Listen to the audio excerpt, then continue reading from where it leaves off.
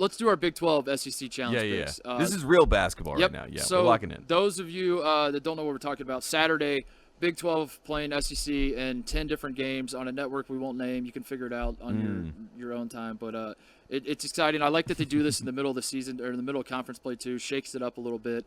And yeah, so that's that. So anything else? I was going to say, this is our litmus test because you and I, this entire season, we've been trying to figure out how bad is the SEC. You know, we needed to kind of run them up against another conference to see this is the time we can take an Alabama and see are they actually, you know, a top 10 team. It feels like, just when you say it out loud, it feels like the Big 12 is going to blow the SEC out because the Big 12 might be the best conference in college basketball. SEC not that strong, but you look at the individual matchups. Who knows? We're going to go through them right now. We're just going to go in order of how they are played. So the first game that's going to happen is at noon Eastern on Saturday, Alabama at Oklahoma. Maybe the best game of the day. Might be the best game of the day. What is your pick? And remember, we're assigning point values to these 1 through 10. 10 is the most confident you're in. 1 is the least confident. That's how the game works. What is your pick? And how many points? I'm going to go with 5 points, Titus. And this is because I'm not necessarily 100% confident, but I did watch this team beat Texas. And I am a fan of Lonnie Kruger. I have always believed in Lon Kruger teams. I think Oklahoma, they have a really tough stretch. I think they have 6 ranked teams in their next 7 games. So that's a little bit daunting. Life in the Big 12. They got to play Texas at Texas without Shaka Smart, you know, without Ramey. So they got a nice little, you know, boost with the win there. So they're number 24 in the country. Alabama comes to Oklahoma. I like Alabama, but I think Alabama needs to get hit in the mouth one time. I think Oklahoma is a clinical, well-run team. I think this is going to be the first time they're like, wow, this is a real basketball team. So I'm taking the Sooners. But, you know, confidence level 5. So not the highest, but I feel pretty good with we are on the same page with our line of thinking. I think Alabama is a better basketball team than Oklahoma. Yes. I think I believe in Alabama long-term more than I believe in Oklahoma. Yes. I can't stress enough that I like Alabama's team. But that's not what we're picking here. We're picking who do we think is going to win this one game. I think Oklahoma's at home. I agree with you that Alabama just feels like a game they get upset and they kind of readjust. They're feeling themselves a little too much. John Petty's doing post-game interviews where he's talking about how everyone wants a piece of Bama and they can come get it, and like they just need a little. They need a little adversity. I think this would be good for Alabama to lose this game. Reconfigure things, win the SEC, go undefeated in the SEC play, hit the, peak at the right time. Alabama's peaking at the wrong time right now, and this would be good for them. So I'm picking Oklahoma as well. I'm only assigning it 3 points because I don't really believe in it. I think Alabama's the better team. I do, but I think Oklahoma's going to win. Also, Brady Manick, who has not been playing that much. I want this to be the game that he comes back, asserts himself. Austin Reeves has been great. Austin Reeves has been the Austin Reeves mystery is like, how has he gotten better but can't shoot now? Like he can't shoot. That's a great point. But he's gotten better since he left Wichita State. Very confusing, but it's going to be a fun game. A lot of guard play. A lot of Alabama's fun to watch. So like it'll be shoot a lot of threes. But all the Alabama fans listening, don't take it personally. I don't think your team. Yeah, save it for the real tournament. It's just a challenge. You got to get a little bold sometimes with these picks, and I'm picking Oklahoma. All right, next game actually happening at the same time. Texas A&M at Kansas State. Woof, woof, woof.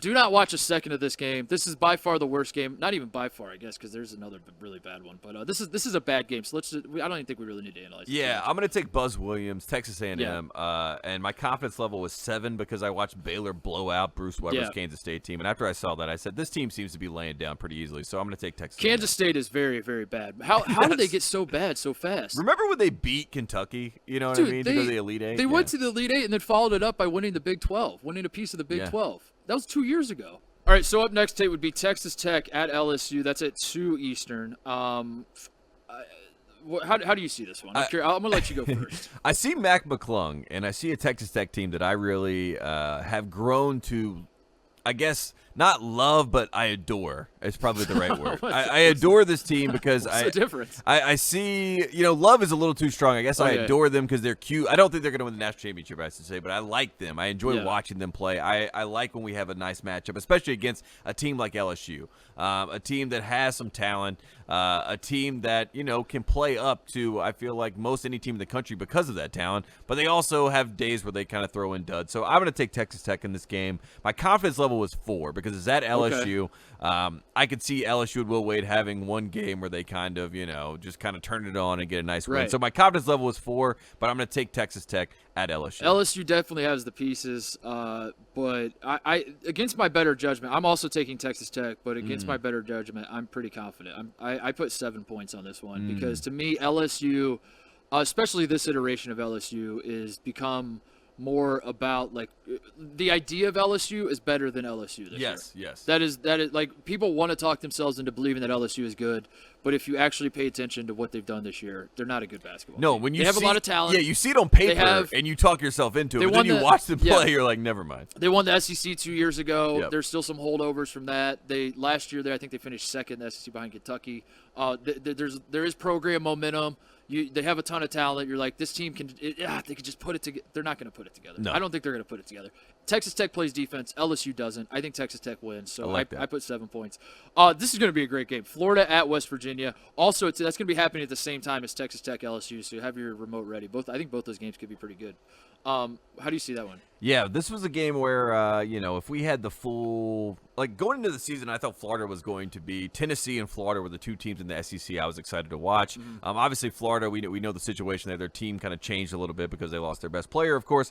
But to put it lightly. Of course. And then they're going to go to West Virginia. I like West Virginia at home. I think that they have a nice little momentum going. After Sheboy left, they had kind of the period of picking up the pieces and figuring out our identity and seeing who we are. Then they've done all that. They've figured it out. We watched them play Texas Tech. That was a good game. Mac McClung, right down to the wire, almost got a win there for Texas Tech. But West Virginia held at home. I think they do the same to Florida, even though I think this will be closer than most people expect. My confidence level is 6, but I'm going to take West Virginia. Are we going to disagree on anything? Because I also am taking West Virginia, in part because they're at home. I'm assigning it 5 points. This is a make shots game to me. I think the team that makes shots is going to win this one.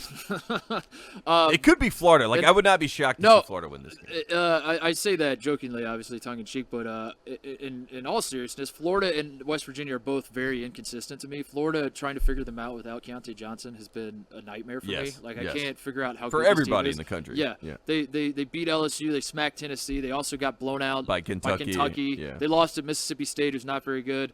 But they're balanced. They have 5 guys averaging 10 points. It's I don't know what you're going to get out of Florida. Same with West Virginia. They are winning and they're climbing the rankings, and we saw them beat Texas Tech, but they're all over the place.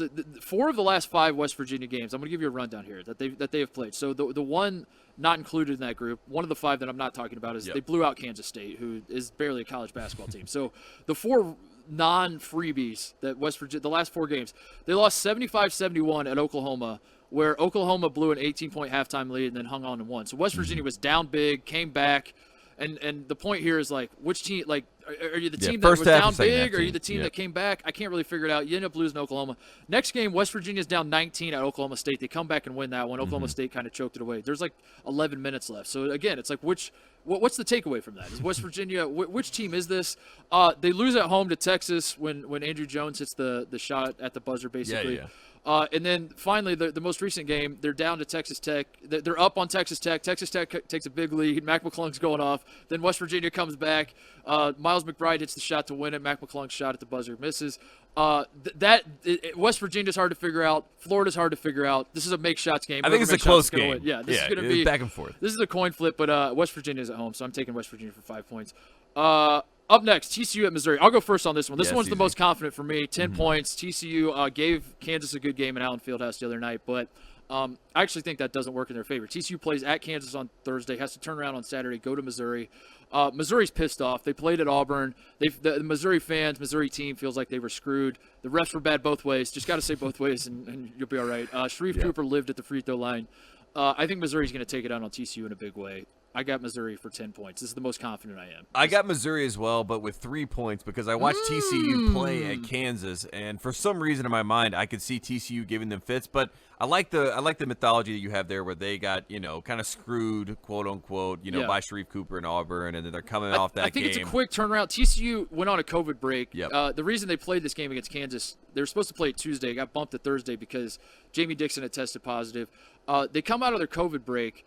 or the game before. So that was their first game out of the COVID break. Yep. Was Kansas, and I think that game told me more about how bad Kansas is than gave me confidence in TCU.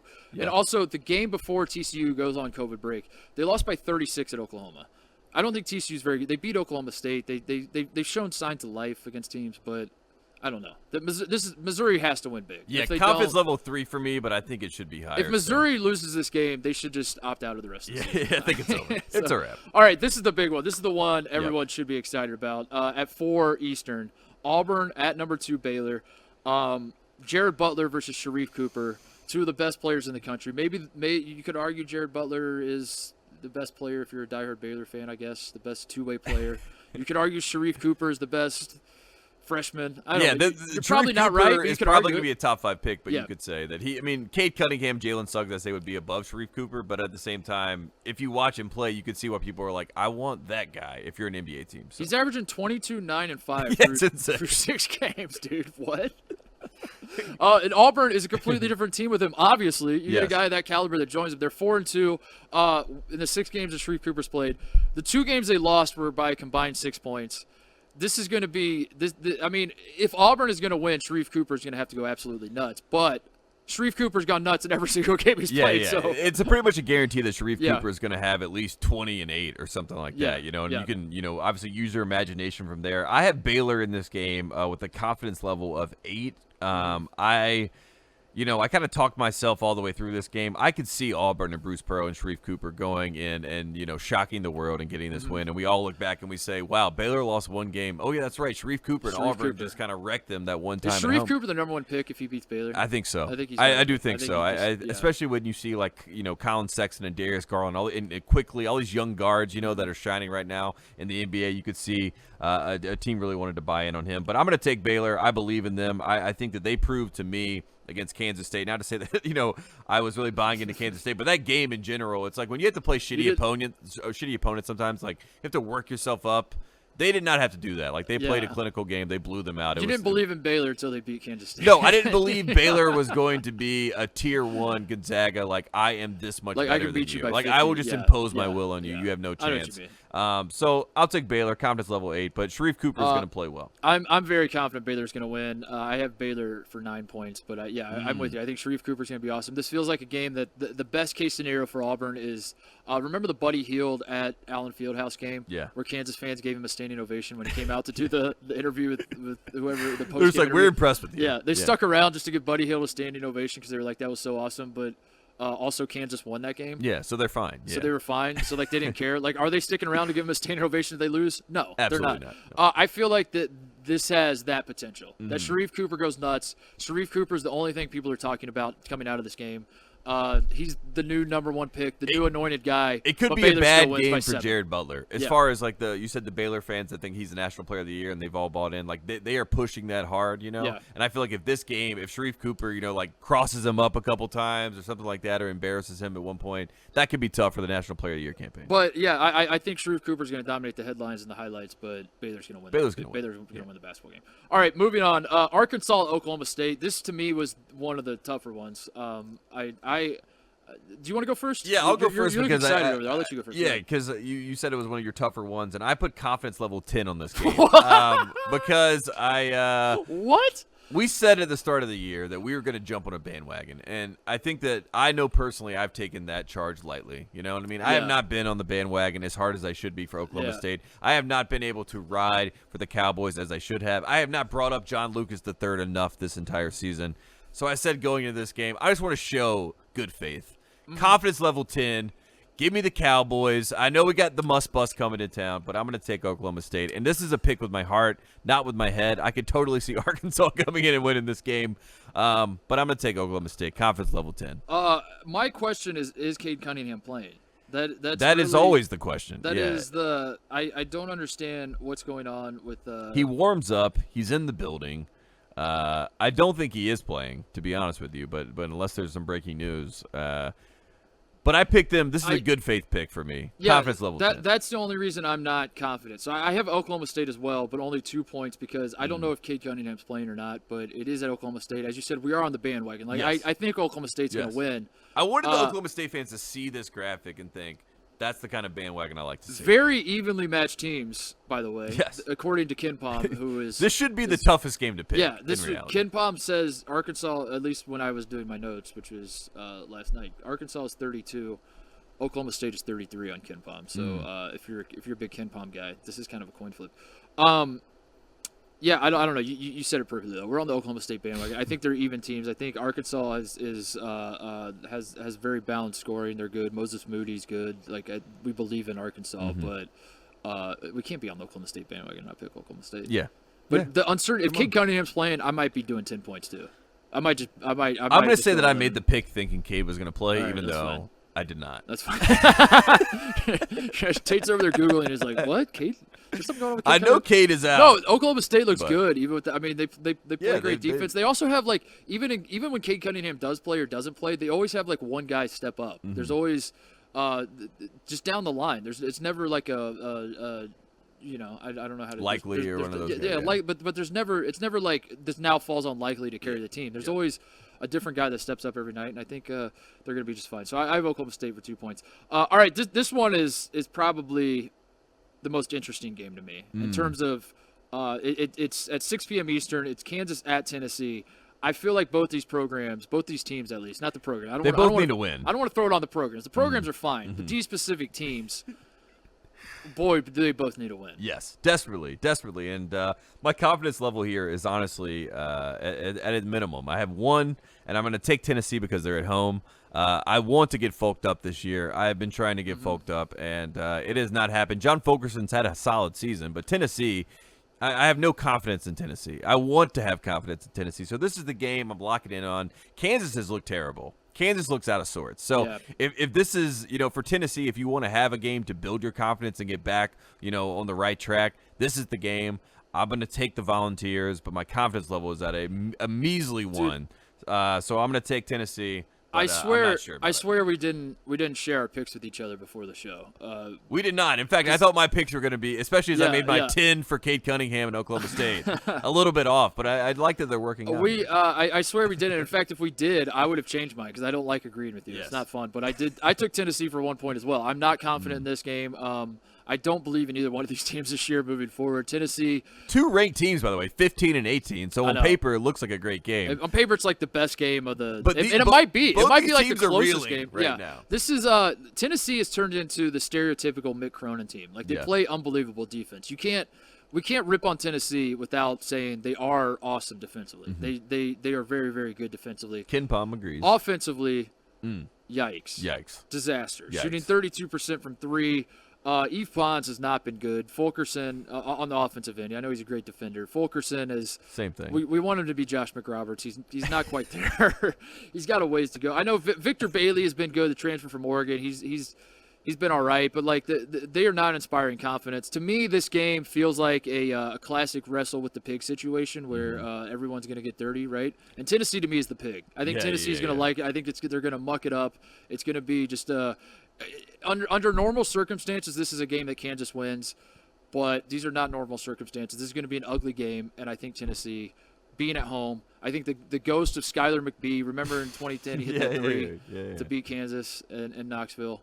I like Tennessee by a little bit, but also if Kansas wins, I don't care. This is the race to 49. I'm not going to feel stupid if Kansas wins because this is – I don't believe in either one of these teams. I watch Kansas play, and it's almost confusing at times. You'll see Marcus Garrett pull the ball out and run a half-court set on a fast break. You know what I mean? Like, they'll have a 3-on-1, and he's like, let me pull the ball out. So it's a fascinating team to watch right now. I thought Kansas had a lot of hope to be a great defensive team, but Tennessee is probably a better defensive team, so we'll take the Volunteers. Moving on, at 6 p.m. Eastern, woof, in all capital letters, woof, woof, woof. This is If what was the one earlier? I said don't watch the Kansas State Texas A&M game. Yep. If that's not the worst game, this one will be. Iowa State at Mississippi State. I'll just make it quick. Mississippi State 8 points. Iowa State is bad. And Mississippi State is bad. Just one bad. Yeah. So I'm taking Mississippi State for 8 points. I'm taking Iowa State, but for 2 points, and it's basically just because I think both these teams are so bad that I can't even predict, and I predict that it was like you just said, it's bad versus batter, like what is the situation here? And I'm just gonna go with the odds of college basketball being weird and Iowa State winning. It has nothing to do with Iowa State as a team. I don't think they're better than Mississippi State, but at a confidence level 2, I'm just like whatever. I'm gonna take Iowa State. Don't watch a second of this game. Please don't. Iowa State's only 2 wins this year against SWAC teams. I want to point that out. They're two. They're 2. That's why I put confidence level 2. They have 2 wins. They're 2 in 1,000 this year, and the 2 wins were against SWAC teams, and one was the first game of the year. I do love the SWAC. Though. They've lost 8 of 9. Woof. And finally, we just got breaking news actually as we're recording this that Texas-Kentucky's not happening. That was supposed to be the nightcap. It was supposed to be the standalone game, and it was going to be a game that I thought could go either way, especially because Shaka Smart wasn't going to coach it. And as it turns out, Texas just pulled the plug on the whole game altogether. But yeah. I don't know if it's worth talking about, but yeah, I'm bummed because this was going to be. I think if Kentucky beats Alabama, this would have been a lot better game. I have a feeling Kentucky has pulled the plug on the season, and John Calipari has fully shifted into just get guys drafted mode. Yeah. So, off-season mode. But if Kentucky beat Alabama and there's still hope alive that Kentucky could make a run, I feel like Kentucky would have won this game. But I don't know. It doesn't matter. I guess we're playing the what if. So yeah, this is the what if game. Texas is supposed to play at Kentucky 8:00 at night. I had a confidence level 9 in Texas, and that was with knowing that they would not have Shaka Smart, that they would probably only have 5 scholarship players. But I thought that this would be maybe the final nail in the coffin for the Calipari area.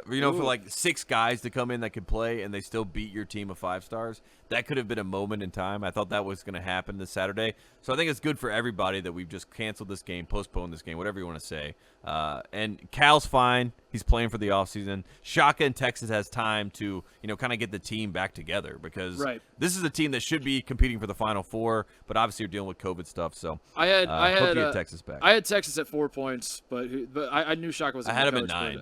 I wanted Big Blue Nation to laugh and have fun. But so I'll recap mine. 10 points. I have Missouri over TCU. 9 Baylor over Auburn. 8 is Mississippi State over Iowa State. 7 is Texas Tech over LSU. 6 Texas A&M over Kansas State. 5 West Virginia over Florida. 4 Texas over Kentucky. 3 Oklahoma over Alabama.